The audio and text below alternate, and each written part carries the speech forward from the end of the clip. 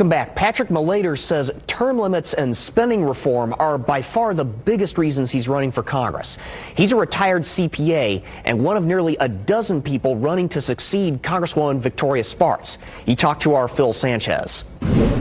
I have very little confidence that the existing members of Congress can make a difference in terms of actually working together to resolve a problem.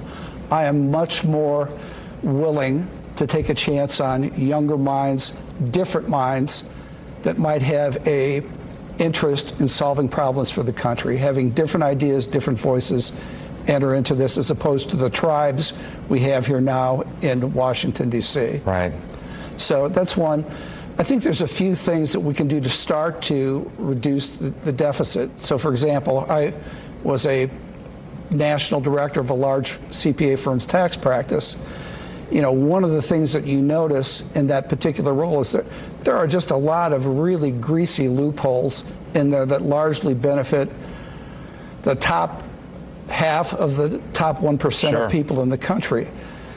And there are hundreds of billions of dollars of those items in the budget. Well, that's one area we can start to raise revenue without necessarily changing any of the tax rates for people or deductions for regular people. Closing those loopholes. Absolutely. Okay. Massive loopholes with literally hundreds of billions of dollars at stake. So that's one.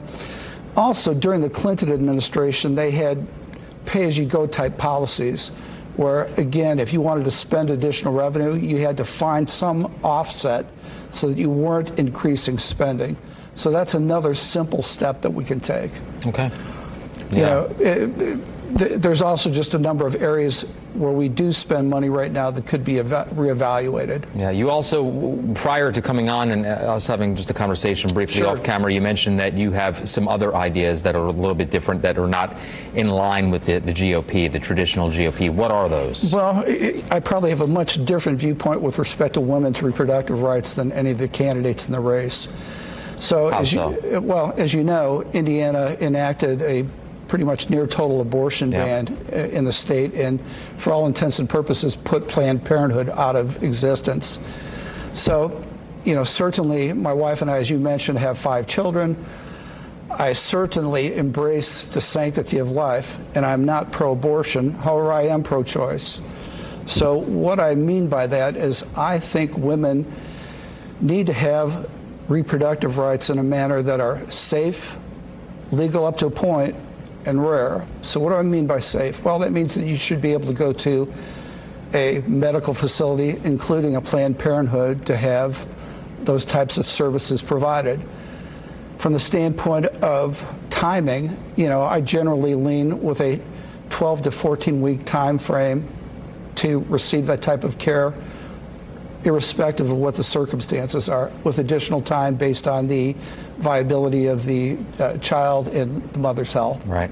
So, but if you think about the termination of Planned Parenthood here in Indiana, what a sexist thing to have done. You know, Planned Parenthood just did not do abortions. They provided a whole series of other health care for women. So, for example, prenatal and postnatal care, contraceptive advice, cancer screening. So all of those types of services that were available to women went away through the process. And again, I think it was sexist to have done that. Yeah. When you have these conversations on the campaign trail or with other fellow GOP members, what do they say? Do they give you any pushback when you bring these topics? Well, I can't say that I've discussed these issues with many of the other candidates in the race, simply because I know that they are diametrically opposed from my viewpoints in the area. And look, I realize everyone in this race is entitled to their own beliefs. But to expect that any one candidate must agree with A, B, C, D, and E to be an authentic Republican or an authentic Democrat is, you know, just not sensible. Yeah. You know, that means you're a robot, not someone that thinks for themselves. And again, I respect anyone's opinion in this particular area because it's very personal. Nevertheless, to completely lock women out of having a choice, I just disagree with. Yeah.